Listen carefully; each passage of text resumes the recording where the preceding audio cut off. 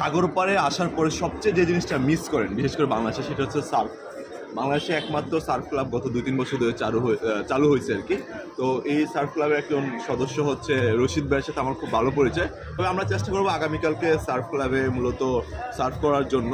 সব কিছু মিলে আমার কাছে খুব এনজয়ফুল মনে হয়, কারণ সাগর পাড়ে আসার পর যদি সার্ফই না করি তাহলে কেমন দেখাবে। আমি কিছু ভিডিও দিব যে একটা বিশাল টিম যেটা হচ্ছে এখন খুব ভালো ডানা মেলে উঠেছে, কারণ আমরা চাই এই ধরনের সার্ফ শিখানো, প্রশিক্ষণ বা হচ্ছে এই ধরনের অ্যাক্টিভিটি যদি হয় সাগর পাড়ে। বিশেষ করে কক্সবাজারে যদি ভিন্নতা আনতে চাই তাহলে বিভিন্ন অ্যাক্টিভিটি দরকার, যেটা কক্সবাজারে টোটালি নেই।